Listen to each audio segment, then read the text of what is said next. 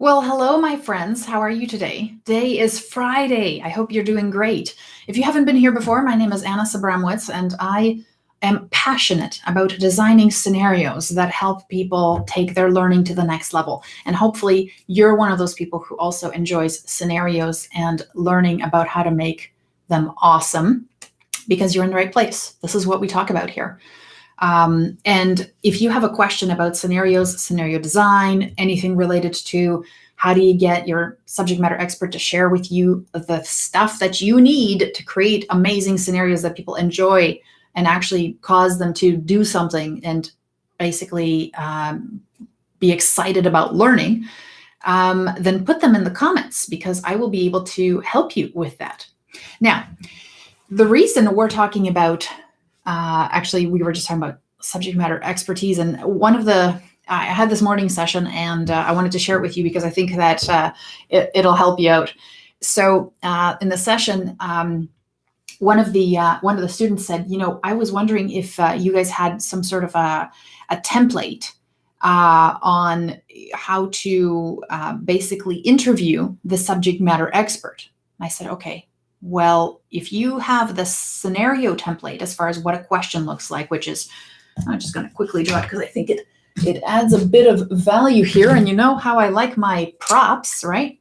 So, and you've probably, if you're into designing scenarios, you may have already seen this layout for a scenario question. Super basic, because you don't want to overwhelm yourself when you're at the very beginning with stuff, right? So here's what it'll look like. I know the suspense is probably killing you, right?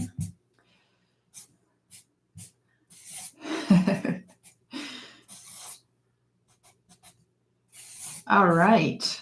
Okay. So scenario design question. And as I'm talking, if something is unclear or you want to clarify something or you want more detail, put it in the chat. Please. All right. So typical scenario question, right? You've got, this is supposed to be the theater, the masks, when you happy, sad. All right.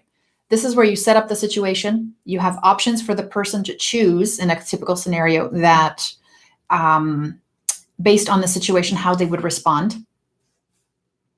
And then this is the consequence. You can add feedback here, but in some cases, not necessary. But that is the framework. So this person is asking, hey, I've got this, and I know that she's got this because I've shared it with her, right? She's a part of my student team.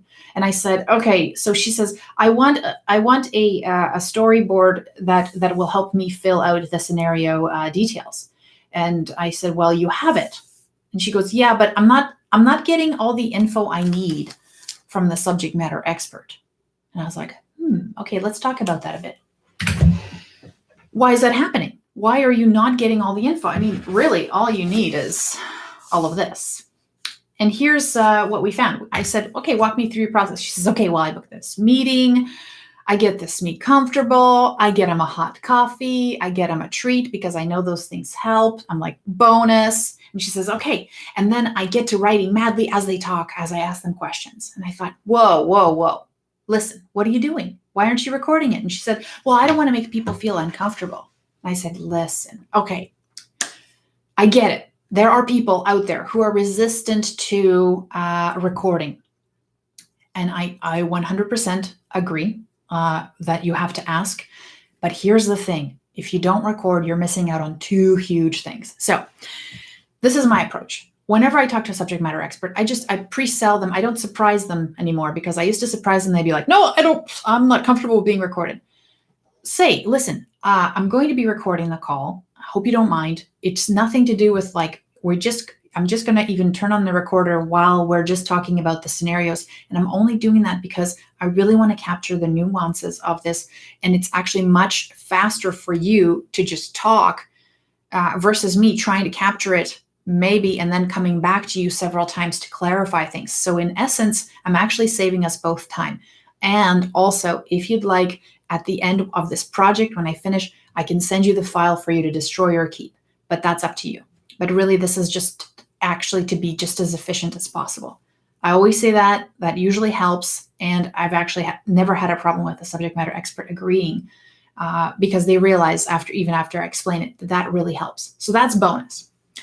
Now, here's the other thing that happens when you record calls. And I used to do this. I used to madly write. I used to fill this in. Now, here's the problem. When somebody watches you write stuff down, guess what they're doing? They're going, okay, I'm going to pace myself and hold back, only give her the essentials that I think are the essentials because she's writing things down. I don't want to make her write down everything. They censor and they slow down for you. You don't want that. You want people to feel free to ramble because that's when the stories come out. That's when a lot of people think while they're talking. And so you want them to do more of that and not feel uncomfortable because you can't capture it all. So that's what happens. You get way more story. You get way more detail and nuance because you are actually letting them do that. There's no constraints. The recorder's on, good. This is the other thing. I used to, when I wrote things down, even when I went back to the recordings, I would go back to my storyboards and listen, while this call's going on, I'm listening to what I wrote. And I was like, whoa, I must have totally blanked out when I was writing this because I didn't capture that detail. That's juicy. The thing is, let's be real. When you're writing, you are not listening. You can't. You cannot, especially if you're trying to write down really cohesive stuff, unless you have a magical talent at that shorthand stuff, which good for you. But why, like I said, for reason number one, don't worry about looking like you're writing down notes. What will happen is, even if you are taking notes during the call, which I recommend against, unless there's a point that you want to remember to go back to during that specific interview, don't take copious notes. When you go back to your notes, if you've ever recorded yourself and taken copious notes, you'll see how much you actually missed, especially nuance. There's no way you can capture it all. No way. This is the other thing. When you're taking notes, and this has come to me through even just interviews that I've done with people who I interview for my YouTube channel, right? If you're able to just 100% relax that all the info is being captured, you can have a way deeper probing session with that person. And so what I mean by that is you can actually sit back and really listen to what they're saying. And then you can actually, while they're talking, you can really think about it and say, I don't know if I really understand that, or I think that would make a great point to actually elaborate on. Can you give me more? So those are some of the things that you want to think about while you're like in the middle of the interview. Actively listen, and then, because really you're saving time. You're getting it all out. You're going to get all this juicy stuff from the subject matter expert, all this fodder to create great scenarios. And then you can just, transcribe that or re-listen to it and use it. You have awesome stuff. Now, point number 3, which is going to be 100% for you. When you have all these recordings of your professional, basically, experience, what happens is when you revisit those topics, when you revisit those conversations, you're able to analyze your process. You're able to really refine and catch yourself when you're potentially somebody who like I used to be this person. I would ask somebody a question and there would be a little bit of an uncomfortable silence. And then what I'd do is I'd add, or I would see them struggle a bit. And I was like, I don't want them to struggle or feel like I'm giving them a difficult question or something they can't answer. So I would offer up more elaboration instead of just waiting for them to think it through and actually come up with the answer. So I would go back to my interviews and I'm like, I really should have just be quiet and listened, just waited, because I knew that something was bubbling up inside of them. They just needed time to get it out, right? Or the other strategy that I think is helpful is that, and I share this one, I think it's underused, but it's supremely awesome, simple, the 5 whys method, right? Like if you're asking somebody, hey, why do you think this is a problem? And they'll go, well, it's because of this. And usually what happens is the first answer is, psychologically speaking, the first answer that comes up as a reason is usually the one that's most available to people. So because our brains are lazy and efficient, they will just come up with something. So your job is to dig deeper. And that's how you use the 5 whys method, because then you'll say, okay, well, why? Tell me more about that. And one of the things that we, when we first get started with interviewing, is we're very aware of our own processes, and we're able to see the patterns, and also we know the script for our own questions, but they don't. So we get all antsy in the pantsy, thinking, hey, if I ask them why 3 times in a row, will they think I'm some sort of a weirdo? Like, will they get frustrated with me? Like, why are you sounding like basically a 4-year-old going, why? It's great. It gets you down to the root of the problem. But the thing is, you don't know how good it is probably until you hear it yourself. So let's say next time you're doing your interview with a subject matter expert, you say, okay, this is the call where I'm actually going to practice the 5 whys. I'm going to see how far it gets me and what the reaction is, and just practice it. So have a little checklist for yourself with 5 little check marks, let's say, and every time you ask, just knock it off saying, okay, I got to ask why 3 more times. Not to say that you're going to go, 5 times why times 5, if you actually got to the root of the problem. But it usually takes that many whys to actually get to the real root of the problem. And when we're designing scenarios, my friends, we always want to get to the root of the problem, because the root of the problem is essential for us to design a scenario that actually means something. It's not just a superficial, we think this is the problem and we're going to teach you about it, while really that's just super condescending, because that's not really the problem and I already know how to do this. So please stop teaching me how to wash my hands. I already know how to do that, blah, blah, blah. That's what I mean. So quick recap. Recording your conversations is key for you and your SME. It saves both of you time. It also allows you to get deeper understanding of the topics, and also allows them to speak freely. They're not censoring themselves. They'll give you way more than you ask for. All you have to do is ask and be quiet and really listen, and then ask why a lot. Number 2, when you have these recordings, you are able to go back to them, review them, reflect on them, refine your process. Very few of us get to do that every day. How many times do you get to go back in meetings and say, oh, I wish I didn't say that, or I wish I would have waited, or I wish I would have engaged this person more because I think they had something powerful to say.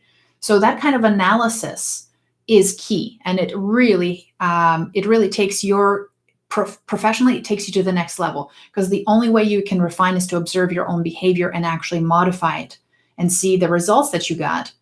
Maybe the 5 whys method is really effective. Let's try it, right? And see what the results are. If the results are in your favor, now you know without a doubt to use it. So that's why I always say, it's not that everything works across the board equally. It does not.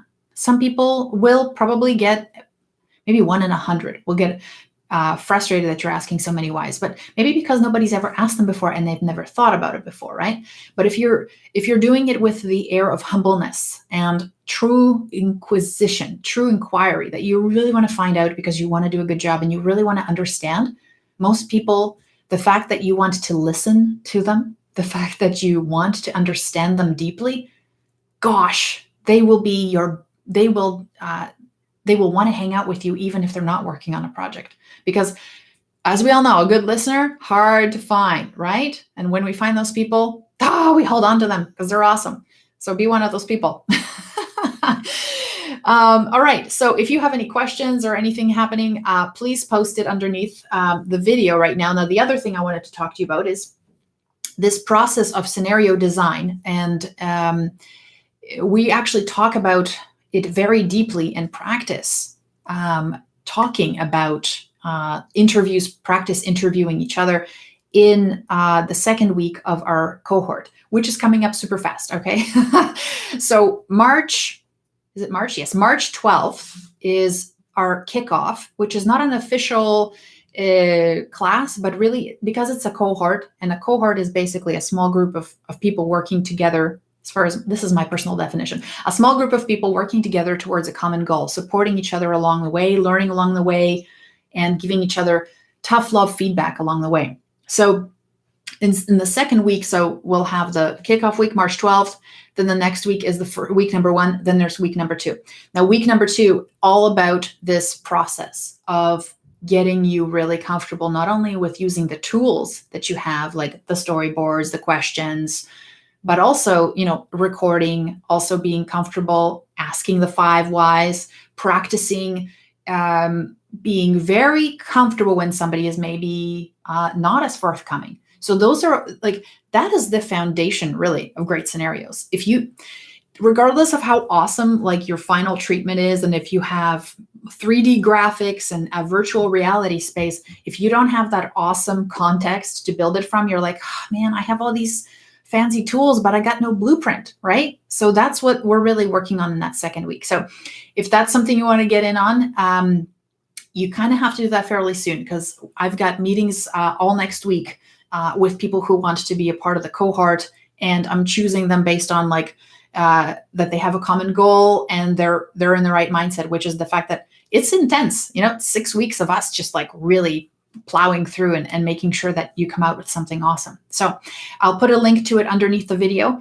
And if you have any other questions or anything else coming up, post them under there, because I basically do a live video almost every single day. And if I don't, then I do a little blog post or something else about the questions that you ask. So hope you have a really restful and awesome weekend. But remember, not too restful, because weekends are a time for you to invest in yourself. So I hope you do some awesome learning and increase that brain power. All right. Talk to you soon. Bye.